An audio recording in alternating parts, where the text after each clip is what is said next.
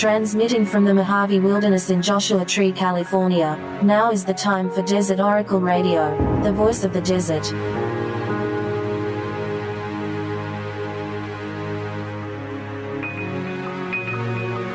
Night has fallen on the desert. The desert at its most brutal. The punishing desert, the earthly purgatory, the sun-blasted wilderness so many heroes had to get across alive or die trying. Moses, Laurence of Arabia, C-3PO and R2D2, Beavis and Butthead, Allan Quartermain, Priscilla, Queen of the Desert.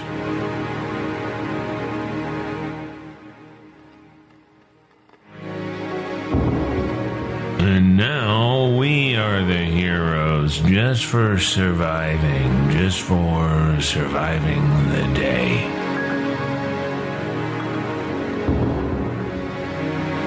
It's so hot, the propane guy was out here to check for a leak and said he'd have to turn off the gas until the new valve came in. I think he bid for it on eBay as we were talking about it. And I said, yeah, shut it off. Who cares? The water heater's outside anyway. It'll stay plenty hot. The cold is hot enough. It's that time of year when it doesn't matter if the little C and the little H is on the right spigot. And I'm sure not using the oven until October. The clothes dry in about a minute and a half. Sometimes they don't even need to make it onto the clothesline. You're about to hang these dish towels or whatever, and well, they're already dry. Maybe just leave the gas off. Who cares? Come back in October. The machinery is old around here. I'm going to replace it all with electric, clean burning solar all the way. Cannot count on the power grid. It's breaking down nationwide. It can't handle the heat in the summer, the cold in the winter. Best to stop using the natural gas, too, as that's not very helpful. Because we've got this little problem happening every year and all the time. For such is our destiny to live in such times. But whenever I get a little bit down about it all, the rising temperatures and the collapsing power grids, the rising oceans and the dried up lakes and rivers,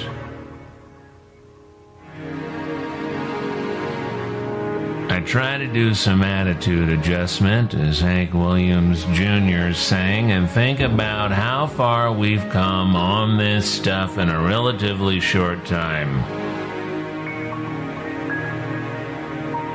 Very young people are rightly impatient and justifiably furious when some 90-year-old president or senator or CEO claims we are making rapid progress. But there's also the well-known phenomenon of accelerating time as you get older. That usually comes right as you sort of get it together, when your path becomes a little more well-defined, still fraught with adventure, but now you're approaching it with a little more confidence. Now and then, anyway. Hopefully. Sometimes confidence is just getting used to what you already are. Recognizing it. And recognizing it is a well-functioning component of you, yourself, when you get yourself out of the way a little bit. It's you. but as somebody else too. The part of yourself that's always there, usually on deep background. As they like to say on the investigations desk. And by that time, the months fly by like the pages of a calendar in an old cartoon, blowing away and across an intolerably hot, windswept desert. And 20 years goes by like the first half of 10th grade.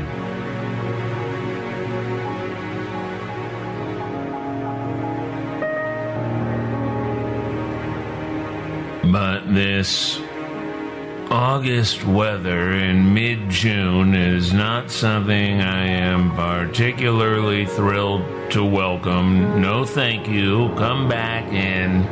Oh, how about August? It's just too much and it's too early, and no thank you. We don't want the heat dome in mid-June. That's not good. Just an intolerable situation, and we're going to have to do something about the management.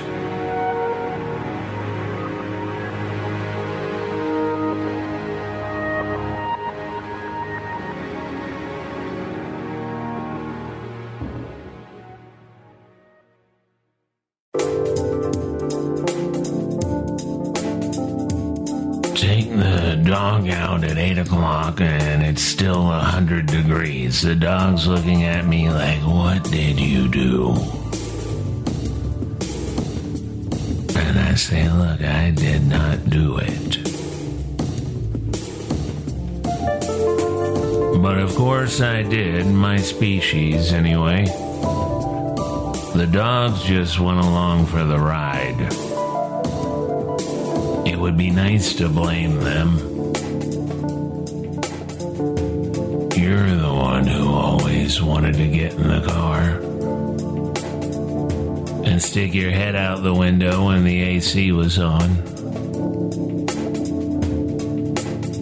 But it's not their fault. If dogs had a vote, all the dogs would vote for plentiful water, plentiful open space, and fantastic weather for dogs all year round. We can deal with that kind of weather, the 100 degrees at night, when it's supposed to happen. For a few miserable days on the seasonal calendar in the desert. We can deal with that when the highest temperatures and the monsoons and that whole wild season arrives when it's supposed to every year. But we do not want 120 and breaking records in 4 states, and we sure don't want that in mid-June. No, thank you. I don't want to alarm anybody, but we're not doing great overall. Now, granted, we're still at the golf courses in Phoenix arguing against a 3% reduction in their water usage. So we're not quite at the Mad Max level for most people.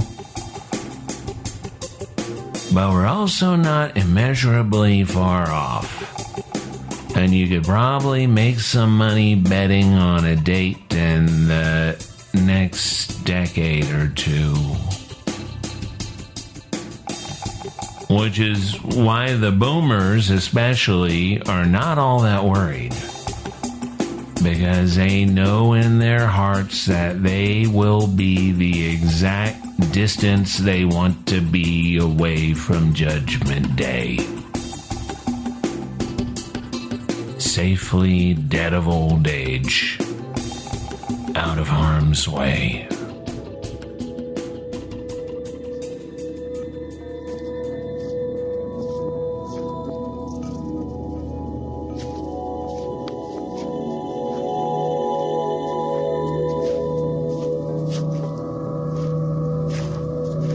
But even in the tough times, there is beauty, there is magic.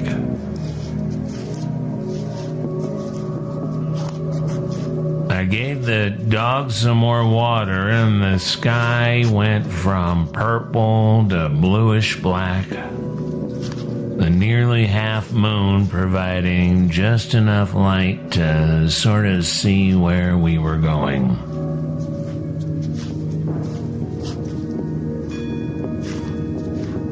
Going in the direction of that great horned owl, hooting from a juniper branch up on the banks of the dry wash.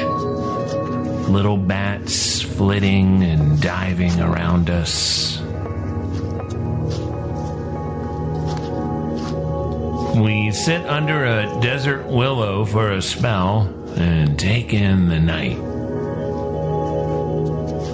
It's down to maybe 96 now, but there's a breeze moving down the wash, rustling what's left of the blossoms on the willow. A week ago, this whole tree was covered in blossoms, pink and white with little specks of yellow. Busy with hummingbirds and bees. Now the blossoms are scorched and dried up and falling. No fragrance left in them. As happens every summer. A little early this year, of course. I watched the radio tower blinking on the mountain a few miles away. The trickle of passenger jets some 20,000 feet above us headed west in slow descent. We walk another mile or so and we turn around, don't want to push it. The dog has already had enough.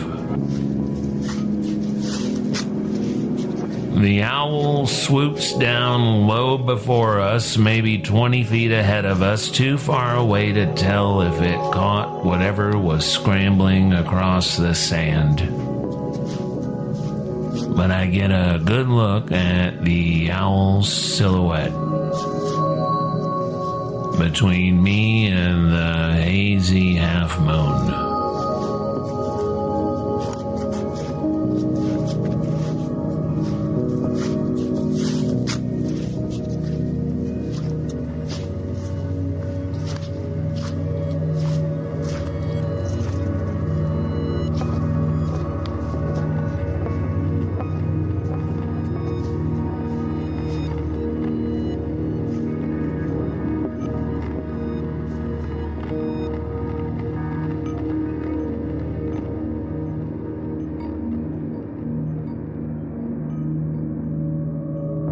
In the days and the months to come, you will be fed a lot of stuff about UFOs.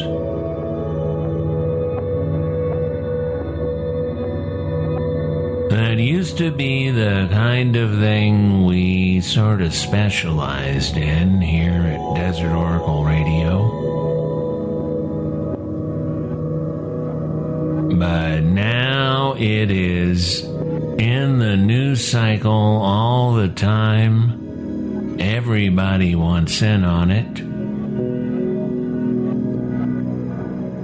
J.J. Abrams is going to make a UFO documentary for a streaming service.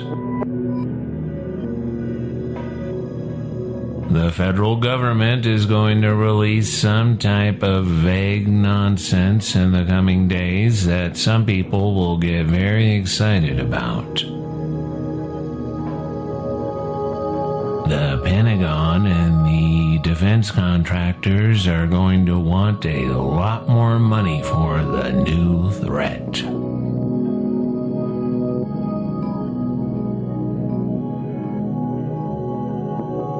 And all all this will utterly ignore what actually happens in the skies at night. What happens and what has happened to people who live close to nature since time out of mind.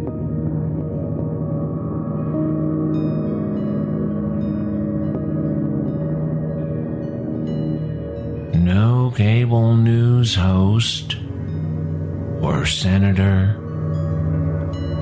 or retired pop star is going to tell you anything real or anything true or anything that matches the experience of being passed over by an immense, silent vision that melts into the stars.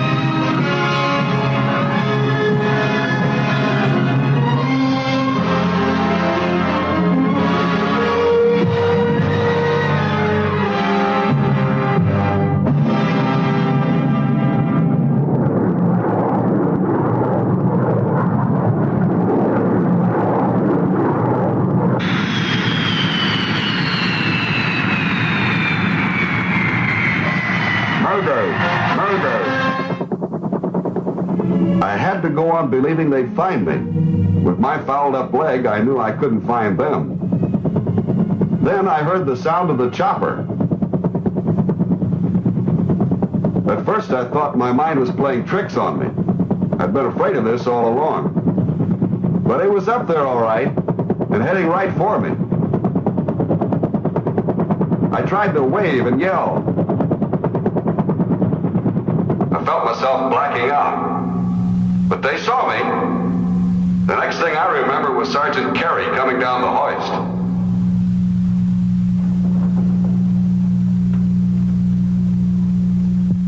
You are different from all others mentally and emotionally, but physically just about the same. When your body is supplied with the essentials of life, growth and repair processes function normally, and sufficient energy is created to enable you to perform efficiently. But when the body is deprived of even one of the essentials, water for example, your physical and mental capabilities decrease, and eventually, if corrective measures are not taken, This is the desert. No one can deny its fantastic beauty. And no one can deny that men have died here alone through ignorance. Ignorance not only of practical measures to take, but ignorance of how much stress their bodies could endure. Sometimes they discovered this too late. About 1/5 of the land area of the world is desert. The odds against an emergency over desert terrain are in your favor, but it could happen. What then will you be up against? Mainly two things: an excess of heat and a scarcity of water. And without water, you cannot survive for long. For a simple explanation of this, let's take a look at you, simplified. Your normal body temperature is 98.6 degrees Fahrenheit.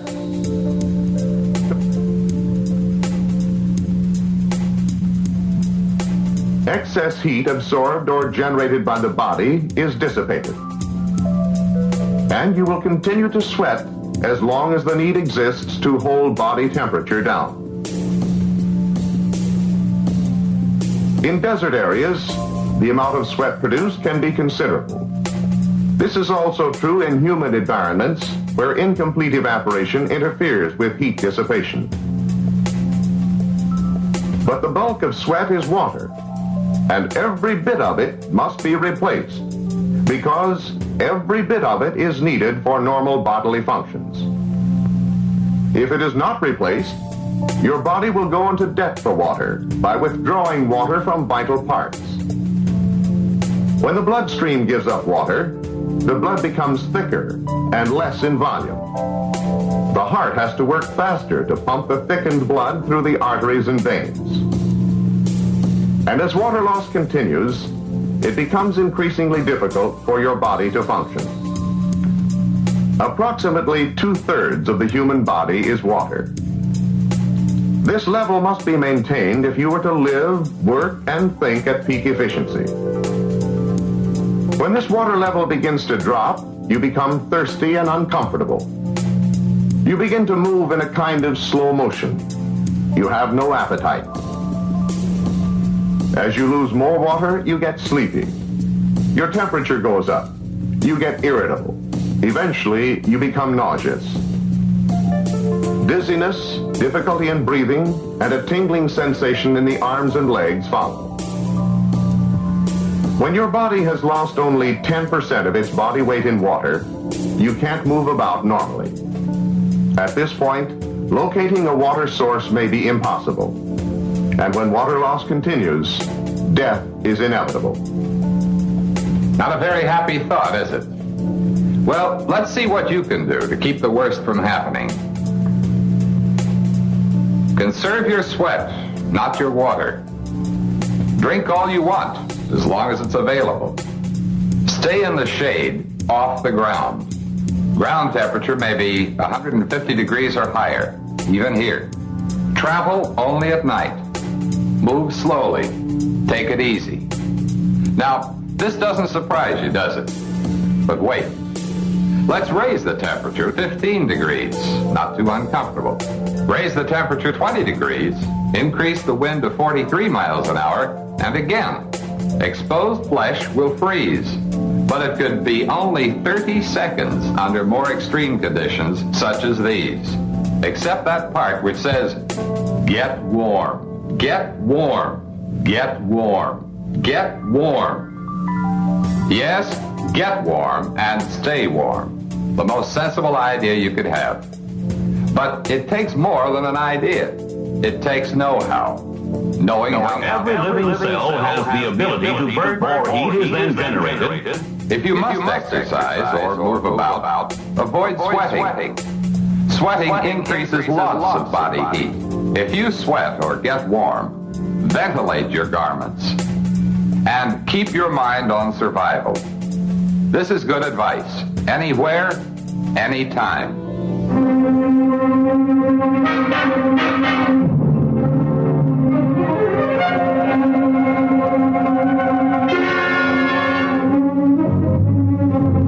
Obviously, food aversion is not an obstacle here. If it was, it's been surmounted.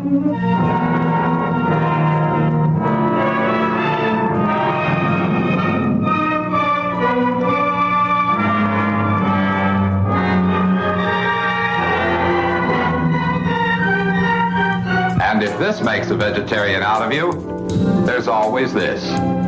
It is evidenced by a lack of staying power, a short temper, impatience, and a tendency to magnify minor troubles.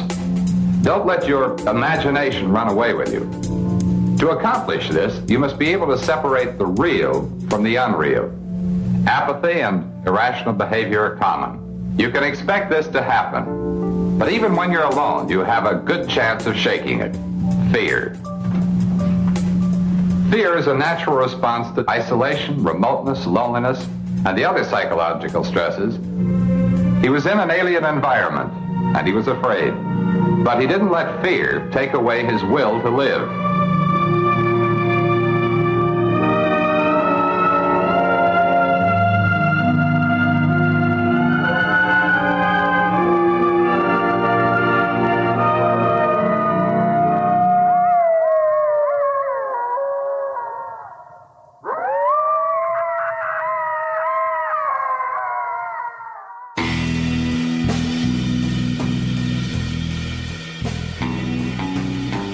From Amboy to Zizix and across the Great Mojave Wilderness, this is Desert Oracle Radio, broadcasting from Joshua Tree.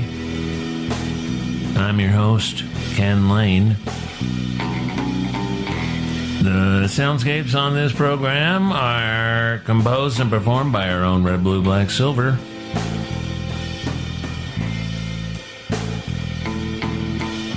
And despite the heat,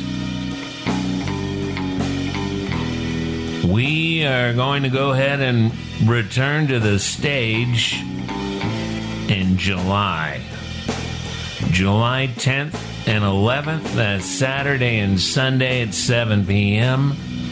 at Theater 29 in 29 Palms, California. That's near the east entrance to the national park, near the casino and the inn at 29 Palms. So don't worry, you got lots of creature comforts waiting for you. It's gonna start with a live set from Red, Blue, Black, Silver. Tickets are $20. You can get them off our website or wherever we've probably got it posted all over social media. But just go to desertoracle.com and click Events.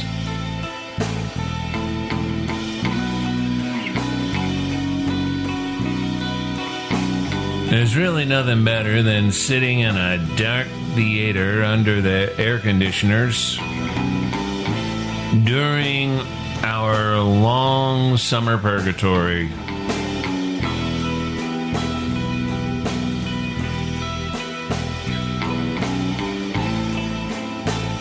Thank you for listening to the program. Keep yourself cool.